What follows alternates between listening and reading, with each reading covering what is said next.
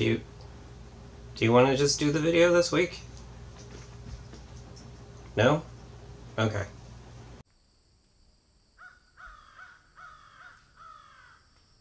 Hey guys, Sean here. So here's what's going to happen. We're going to roll the thing, and then we're going to go to Field Reporter Sean for like 2 shots, and then we're going to come back to me, and then I'm going to do something. So let's go ahead and do that.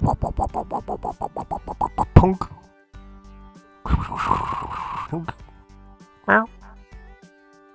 In last week's video, I briefly talked about something that in this week's video, I'm going to do.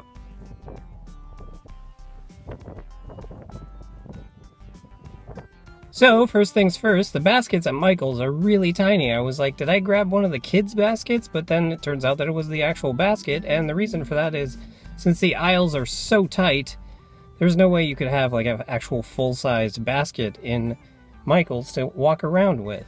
So I went with the intention of buying 2 specific items, but they didn't have one of them, but I found something that I think might be a good replacement for it, so we will see what happens. Let's go home and assemble this stuff, I guess, is what one would say. I don't know. You're probably going to be seeing a lot of Buddy in this video because I'm on his level for this one, so get used to it. So in last week's video, I talked about the Funko subscription boxes and the fact that in each box you get a patch and a lapel pin that goes along with it. As you can see here, there's Crossbones and Black Panther, and how I would like to somehow come up with an idea to display them. Well, I was realizing what better time to do that than the following week, so that's what I ended up doing. I went to Michael's and I got some frames that actually, I don't know if you can see, they do have a bit of space between the glass and the backing here. And then also I got some of this. This is some foam core, some black foam core boards by Elmer's that I'm going to be using. So let's go ahead and put all this together. They're excited for it, so I have a little table here to assist in this.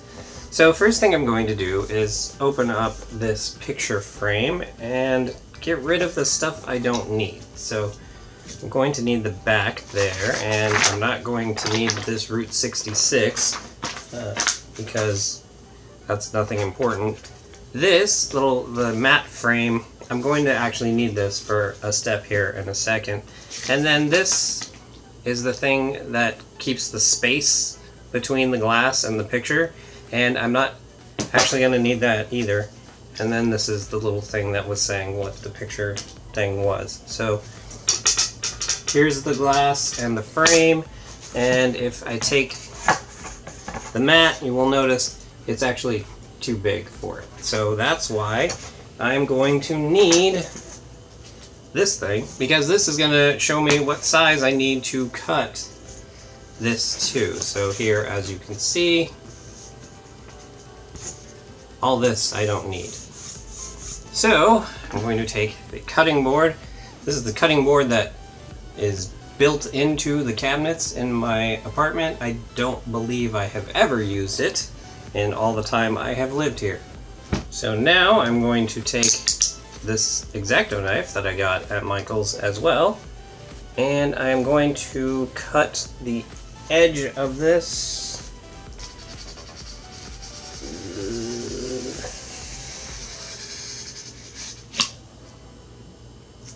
I'm going to have to give it one more pass.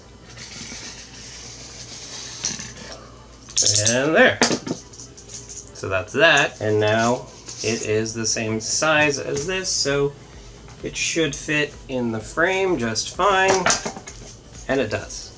Fits in the frame perfectly. So now the next thing will be to get all the patches and pins ready to place on this board. Alright, so here is the basic layout we're going to go with. As you can see, it is patch, then pin below it, and you can fit 8 of them in each frame. So let's go ahead and do the next step, which will be putting the pins on the mat itself. Alright, the pins are in, and now we just need to tape down the patches. We're going to use some masking tape and just put it on the back of the patches and secure them to the mat here. So all the patches are now taped down, as you can see, because we have it sitting up here, and there's one last thing we want to do. Even though the glass of the frame is going to be pressing against the pins, we want to go ahead and put a little bit of masking tape on the back just to secure the pins a little bit more, just to give them the added protection there of keeping them in place. Because since this is so thick, we can't put the pin backs back on them, so we're just going to use a little bit of masking tape to keep them in place. Okay, so now we have everything secured. There's the masking tape on the back to keep all the pins secure, and everything is good. So, of course, we want to make sure that all the pins are oriented correctly. Next thing we have to do is wipe down the inside of the glass. Make sure there's no dust or cat hair in there, which, I mean, cat hair gets everywhere. And it's amazing how quickly it'll get in things. Okay, so this is ready, and then the last thing will be to put the mat and all the stuff in there, and put the back on. Close it up, and there you go. A nice little display for the patches and pins. Now I gotta make 3 more of these. Here's a little secret. I already made one of them previously, just to make sure that this would work out. So, really I only need to make 2 more of them. So here are all the Marvel ones. As you can see, there's room for 3 more, so that's gonna be what? Let's look at the thing over here. June, August, and October will go in here, and then December we'll start a new one. And here is the Star Wars one. Now, an interesting thing I discovered as I was doing this project, I never received the box for November, which was Rogue One, and I just completely didn't even notice it because it was the end of the year, and you know, end of the year is just crazy. And I checked the tracking number, and it said that it was in transit, but that's it. It was never delivered. So I hit up Funko to see what the deal is with that, and their customer service is only open during the week, so on Monday we'll see when they reply what happens with that. So that's kind of a pain. You can currently still order the Rogue One box on their website, so they still have them. So we'll figure that out. We'll customer service that, whatever it is. So that wasn't good, but it's a good thing I did this, because I then realized, oh yeah, I totally never got that. And then I have the Rebels patch and pin, but I didn't feel like it was good to make another one of these just for the one patch and pin. I don't know how many I'm going to have to get before I do. I think I'm going to have to get up to 5 like I did with the second Marvel one before I make another one, because you kind of need the start of the second row in order to space it out right. Although if I get 2, I could probably... I don't know what he just attacked. He's attacking the sheet. That's what he's attacking. So I guess now I just got to figure out where to put these things up and how to put these things up. So let's go ahead and figure that out.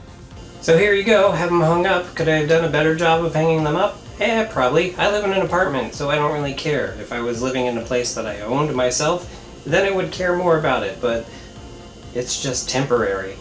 Alright, let's go back over to the sheet to close it out. So there you have it, a fun little quick how-to video to make a nice display for some patches and pins. If you should ever happen to have a collection of patches and pins, it would be a pretty obscure thing to have both and wanting to display them together, but there you go.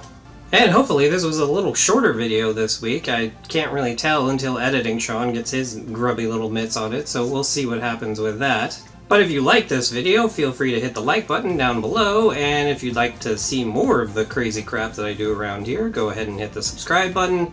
And if you'd like to support the crazy crap that I do around here, go ahead and hit up the Patreon, because I currently am not getting AdSense because I don't have 10,000 cumulative views yet, so any little bit can help. And so with that, have a good however long it is until you watch my next video.